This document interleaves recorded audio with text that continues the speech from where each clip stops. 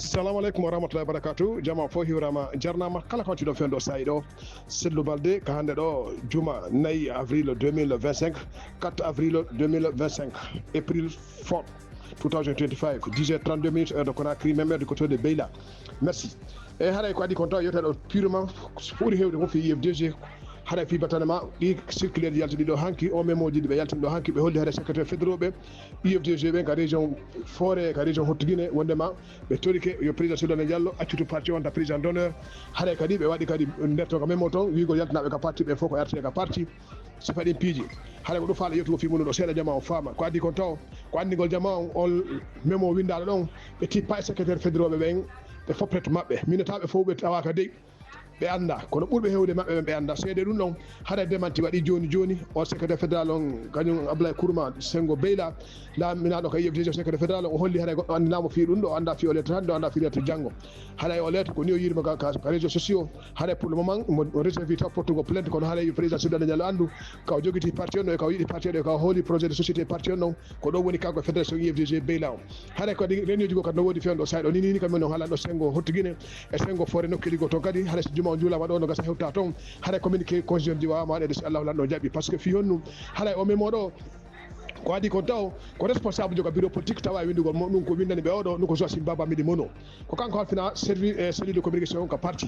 ko honno halfina cellule de communication parti immoto ya winda mémo e inde secrétaire fédéraux ɓe région ji ɗiɗi e nder leydi laguine mari région ji 4 administrative o daro winda mémo inde ɓen ɗon e sifa ɗiɗo piiji o consulta bureau politique o consulta coordinateur de fédération de l' intérieur du pays o daro winda mémo mémoji ɗi signé o déposa ɗi gona ɓoyna mo déposi kanko wallugo parti on o pananima parti on no probléme ko hittigo parti o probléme itta président o probléme kanko koye ɗum o woni e muɗum ko janfa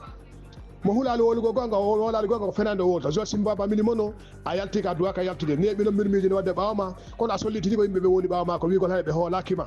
haɗiɗa gollude ɗa yawde golle normal kono a sellino o lawol ngol kono ko goɗɗo neɓi selde so waɗali goɗɗum yimɓe ɓe yii tawi tonimo yen o selli ko ɗon menen woolaɓe ɓe min wotata ɓe nakkaari waɗi goɗɗum e heɓal seede ko to min heeɓi seede o so min woola par ce que yimɓe ɓe nodde ɓe nakkaari ko tanke ɓe yiyal bonnande mane ma min nala ɓe mbiyal ko bonɗa kon min nayi ko ene e makko wondi komo wondi e parti o kono ñande mi yi wota junngo o mbatta haɗa feere ala feccere feere ala donc c'est une trahison totale c'est un coup d'état envers le président Souleymane Diallo c'est un coup d'état envers l'IFDG c'est un coup d'état envers les militants et sympathisants de l'IFDG mais le coup d'état a échoué par ce que parti o no laaɓanma no laaɓani yimɓe ɓe wonduɗa ɓen no laaɓani e golle men ɗen e nder parti IFDG o donc si allahu lanɗo laamiɗo goto jaɓimi ɗo felli tawti felti bureau politique on ko sériyaji ɗi wi kon ɓe rewrede e hoore maɗa tu sera sanctionné si tawi ko sanction sera suspendi saɗi o rewa e hoore maɗa kala kadi bonɗo ka parti toon il est parti yo rew e hoore makko sanction o tigi y a pas pour nous Pierre parce que nous sommes fatigués mais ronki o ya va et vient nous sommes toujours sur la même dessus parti o yimɓe ɓe yanguike ha yimɓe ɓe moggo ronki yimɓe ɓe ɗi solli yimɓe no mayide nano e ñaamo yimɓe no sokkiri nano e ñaamo yimɓe dogide nano e ñaamo jawɗe no ñamire nano e ñaamo toujours on est sur la même chose no ronka sellu laamo sa woli ɓene seldal e wakkilaki seldal e suusa ko kanko ni ala jaɓude haɗa entourage gasa ɓe conseillé ɓe ko ni e ni yaarte tawa o ɓuuri hewde kon ko yimɓe ɓe tawanɗa hoore ma c'est les hommes tawata vraiment na yimɓe ɗaɓɓaɓe ɓe nder leydi ndi o yafoto mais c'est très grave yo Allah laɓɓin ka IFDG ɗo yo Allah laɓɓingo bureau politique laɓɓino bureau exécutif laɓɓino dalle fédération kala wonɓe jiwude o parti IFDG ɓe yo Allah laɓɓin pottinaɓe e nder parti o change ɓe taɓa yimɓe moƴƴiɓe ɓe change ko yo Allah pottiɓe nder o parti mais nous sommes fatigués et on en a marre et au parti mayata si Allah lanɗo jaɓi par ce que nous sommes sacrifiés minen komin fayɓe depuis 2008 nous sommes sur ce parti min ala goldayi e fus min ala wadde métier min ala joɗade boutique min ala wadde mane goɗeɓe amen fof jokkono ngo ɓuuri hande fof ɓe ɓuuri ɓe ala suki ɓen nous sommes là on travaille pour ce parti woɓɓe ɗi woɓɓe amen mo waranoma ɗo woɓɓe belsino no waali ha hande jusqu'à présent hiɗo ɗo e piétinigol o parti on faalaka e o parti laamo woɓɓe moɗon tonde hiɗo haɓɓiti o parti laamotako koyo ndilor o parti arɗo woni e ka parti ɗo ha wona coucouru yaha yeeya parti on nanna marre de ces gens là kala mo hande gal mo soupçonnaɗo ɗo tawi yimɓe ɓe gandi wonanma ko ɗuma so en heeɓi information laaɓo on faut le publier sur la liste noire du parti et de ce parti et ittatama way haɗa seeɗa ittama ɗo mais on va le mettre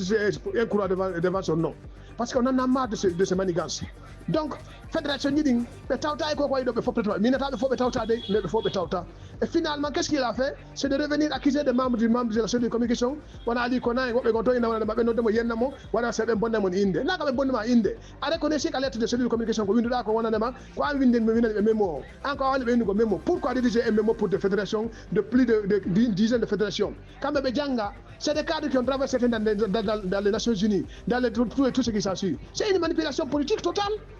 ko manipulation Hey, UFDG, quoi la toi de UFDG survie, mais on a beaucoup souffert. Hey, nous on toujours, moi je n'ai pas peur d'un adversaire politique du RPG ou de l'UFR ou d'un gouvernement de transition. Moi j'ai peur de ces gens infiltrés dans ce l'UFDG et qui ne font rien sauf que pour gâter l'UFDG et gâter l'avenir de l'UFDG. Miko be mi huli. Ko on mi huli. Nous non woni poule woni soso woni manika woni forestier kala on doka parti do ta ko infiltré. Ko mi huli bonemu. Mi hula bon adversaire de politique. Moi je n'ai jamais eu peur du CNRD parce que CNRD comme fa là, il est là mi. No besa ko ade élection ko kambe ko Allah andi même wula CNRD parce que là ba yela on ma CNRD be la mi fe no saydo donc nous on veut le pouvoir ko be jogi ko ko fa dale avant on se battait contre Alpha Condé. Moi je n'ai jamais eu peur d'un adversaire du RPG Al-Kancher koko Alpha Condé là il faut je n'ai jamais eu peur d'un adversaire d'Alpha Condé mais toujours mi halala min ko mi huli ko on be joda be suudu do ko on woni bonde au parti ko on yede au parti jula au parti ha parti ba dole yala bire parti inde ya ga ha lante parti aussi ya marsa billahi wallahi kono yata tay yefde joni ka woni kono non ila nema hewande wayeso il faut que nous les jeunes nous les jeunes gorko e debbo e kala fala do parti lamu dans karone il faut qu'on mette le point sur le i soit tu es de l'UFDG soit tu pars c'est tout c'est diga do yimbe temede on va travailler pour ce parti bele be Allah tiwo be wona don be gola parti on mais on ne peut pas continuer comme ça donc Joachim a raté le point il a fait une erreur grave une erreur politique très très grave et que une erreur qui est vraiment tata no hulbinani mo hande no hesni ka daraga wala naka ko défendre do makko il ne peut pas te défendre mon frère il faut que je dise la vérité tu es un ami on se connaît mais tu as raté le point awadi ko attaquer an comme mandat ma yogoda dum do yakadi o yeto kadi melen est ce que mo besoin de mandat tu as besoin de mandat mon frère tu es gouverneur. Il y a le coordinateur de la fédération intérieure du pays qui se trouve là-bas, M. Ablaïba. C'est à la fédération, il y a des ordres de mission. Comme il y a des fédérations qui sont hors de mission. Non, c'est pas possible. Il faut que se dise la vérité. Ça ne va pas. Mais ça va aller, Inch'Allah, c'est le livre de Dieu. Confirme-moi, ça ne va pas, mais c'est le livre de Dieu va marcher. Une manipulation politique totale, mais qui est désuée encore. Et on va continuer le combat. Donc, si fait qu'il y a un programme qui fait des médicaments, allez, comme il y a un pays de Wakila, il faut que Mokala Wada Kowai. Si Mokala Wadi Kowai, on va y arriver. Sur le Lendialo était hier au niveau du côté de Kenya. Fi réunion moyen tongon batal ma programme bi ka club de Madrid pour sa première réunion participer à la réunion. Ça a été un très grand succès et l'homme a été à la hauteur. Et Inch'Allah, dans les jours à venir, il doit bouger encore pour d'autres pays afin de rencontrer les grands hommes du monde, Inch'Allah. Donc, avec Wakilo, tu as bien goto bonu, tu as il est goto bonu. L'IFDG ne sera pas gâté, Inch'Allah, on a goto bien, on sera au pouvoir, Inch'Allah. Et si fait, il y a toujours Moussibé, mais à cette époque, avec l'accident de John Sito, il y a encore 5, il y a des motoru, il y a les autowal, il y a information, on barmi moi, on a des mai, donc il y a une mai, on a des sonnages, voilà, rien de fait pour le moment, mais il y a